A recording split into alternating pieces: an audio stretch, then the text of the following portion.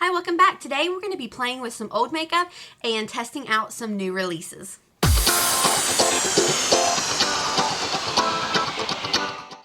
So jumping right into it, I am excited because I attempted this eyeshadow look, which I will share with you now. So to begin, I started with the NYX Skin Tone eyeshadow base. This honestly is a little bit too dark for me, but we're just going to make it work.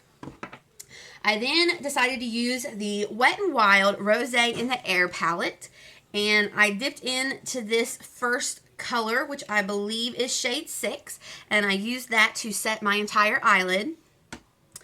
Next I went in with shade 2, and I just buffed that into my crease and kind of down to my lash line, I guess would be a good way to describe it, and I basically just buffed that out along my, what is that, eye bone?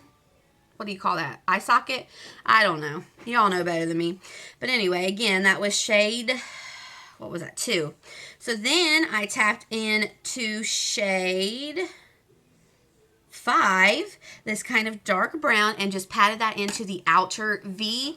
And then I really stuck the brush into like my eye socket and blended that. And so I just kept working that dark brown shade into my crease.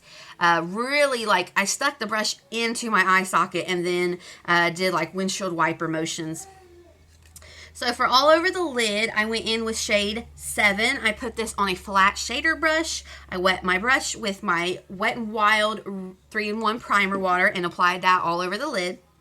I then tapped back into that dark brown color just with my finger and tapped over the shimmer shade just to kind of blend it in. And then to blend everything out, I tapped back into the shade 6 and just kind of blended out the top and kind of brought that into the brow bone. And then for fun, I went into shade 4 and I used that as my eyeliner. And I actually am getting really into using the pops of color as eyeliner. I previously did that in another video that I will link for you up here. But then I wanted to try out something that I've seen Jasmine or Juicy Jazz trying a lot, which is where she took these CoverGirl Exhibitionist like glitter liquid eyeshadows and uses them as a liner in her crease. So I, in particular, I have the shade Guilty Party, and it's kind of this goldeny orange, probably more gold, but I can consider that just a little bit orange, like an orangey gold, copper brass, if that's what you want to call it, glitter. So I put that on the back of my hand, and then I took a brush that is intended for liquid liner, and I basically just ran that in my crease and then brought it down again to my lash line. Now, in doing this, my right eye turned out much better than my left eye did, which is kind of the name of the game when I do my eyeshadow, but I'm okay with it. I think it turned out really nicely. I think it's pretty. The glitter is just something different, and I also I forgot to mention, I used the e.l.f. Line and Define eye tape, and what I do is I just take one and I split it in half because I've seriously had this package forever, and I still have 3 sheets, and I've barely used any of them because, like I said, I cut them in half and I used half on each eye. So next I wanted to try out this eyebrow pencil from Revlon. This is the Revlon Colorstay Brow Pencil, and I decided to get it in the shade 215 Auburn because I do have my hair dyed right now. And so what I thought was interesting about this, first of all, is the actual shape of it. It almost looks more like a lip liner than any other type of brow pencil that I've ever seen, but it does come with a spoolie. So upon filling in my brows with this, I like how it's looking in the front of my brows, but then once I get to the arch, I feel like it's not filling them in the way I want them, if that makes sense. So I ended up going in with the Wet n Wild pencil in taupe and just filling in this portion past my arch. And I feel like that gave it a nice look. I won't lie, when I look in the mirror, it's a little bit different. but I'm not mad at it. I think it kind of looks nice with my hair, and especially with this eyeshadow look today. So this is something that I will continue to play with, and I'm happy that I bought it because I have never messed with changing really the color of my eyebrows on purpose, I should say. So we will definitely be playing with this Revlon Colorstay eyebrow pencil some more.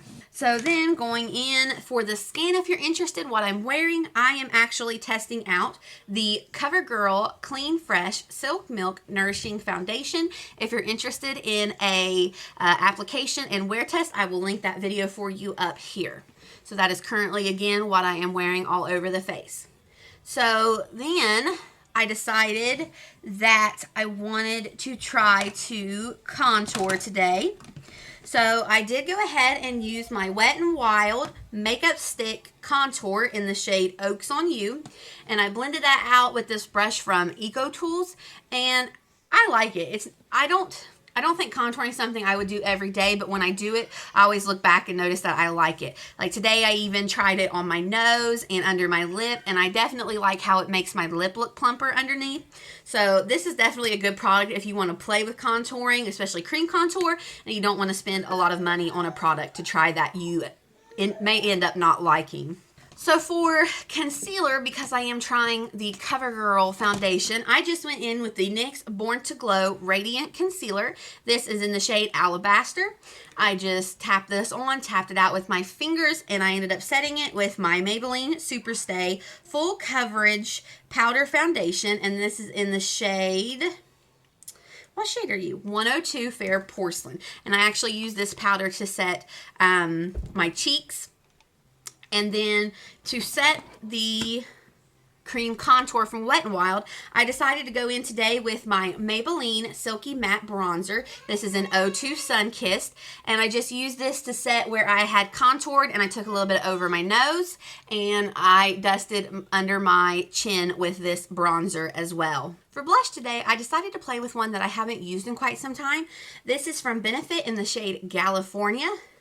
It's a very pink blush that I thought would be appropriate for us coming into spring, and I just applied it using my angled brush that I got from TJ Maxx, and I think it's giving me a very nice glow and sheen to my cheeks.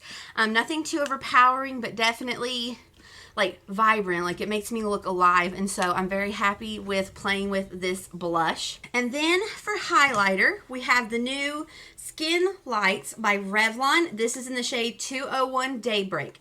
Now, if I'm not mistaken, somebody was talking that this was not new, it was just repackaged, and that they had seen this out a long time ago in the past.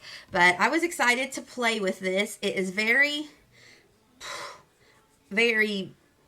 I don't even know what the word is for it, impactful, pa-pow, ba-bam.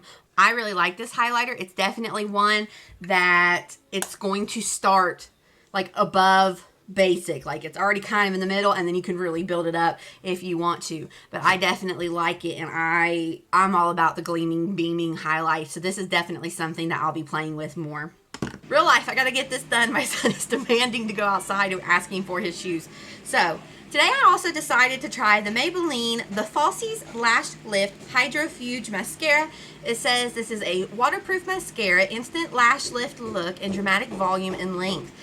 Double curved lifting brush grabs lashes at the roots and lifts. Fiber-infused formula thickens and extends lashes with wear that lasts all day. Resists clumps, smears, and flakes. Ophthalmologist tested, suitable for sensitive eyes and contact lenses. Now, what's funny about this mascara is that I feel like it clumped more than the CoverGirl Clump Crusher mascara when I originally applied it. It is definitely a wet formula, so be aware of that. Once you put it on, you kind of want to keep your eyes open for a second and let it dry down. However, I do think it's pretty. I felt like it gave me volume and length, but like I said, I found it odd that it said that it was resistant to clumps, because it felt like I had more clumps than what I do with the actual Clump Crusher mascara. Is it Clump Crusher because it's supposed to give you clumps, or Clump Crusher because it crushes the possibility of having clumps? I don't know. But anyway, this is a nice mascara. I mean, there's nothing special about it. For the price, I would say go with a Lash Princess from Essence. That's like $5. But I mean, it's not bad by any means. So if you're interested in it, It's not like a wow, but it's not a pass. So for lips, I decided I wanted to play again with the Milani Color Statement Lip Liner True Instant Color. This is in the shade 04, I think natural. Yes, all natural if I'm not mistaken. Now right now it has kind of smeared off, but when I applied it, I decided that I wanted to do kind of the overlining thing, which I don't do very often because a lot of times I don't. By the time I get to lips, I have run out of time to do liner and I just got to get something on so I can finish the video.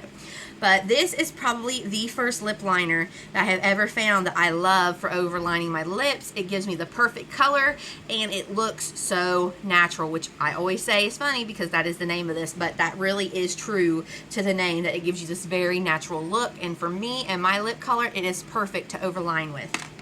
And then in the middle of my lips, I went in with this lipstick from, who are you from? Maybelline.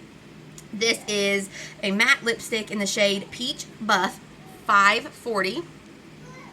And so I basically just took this in the very center of my lips, tapped it on, and then kind of patted it out to diffuse it.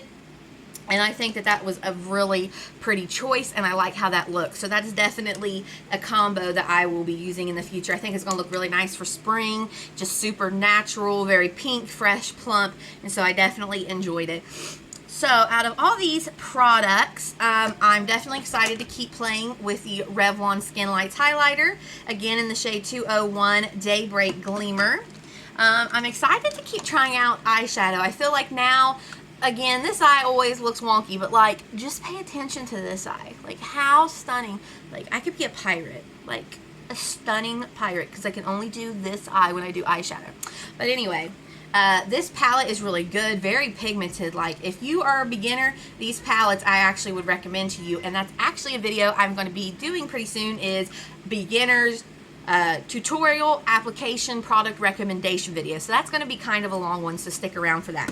Alright, I gotta wrap this up, take these babies out and let them go swing. Thank you for watching. I hope you'll like this video, subscribe, and I will see you next time. Bye-bye.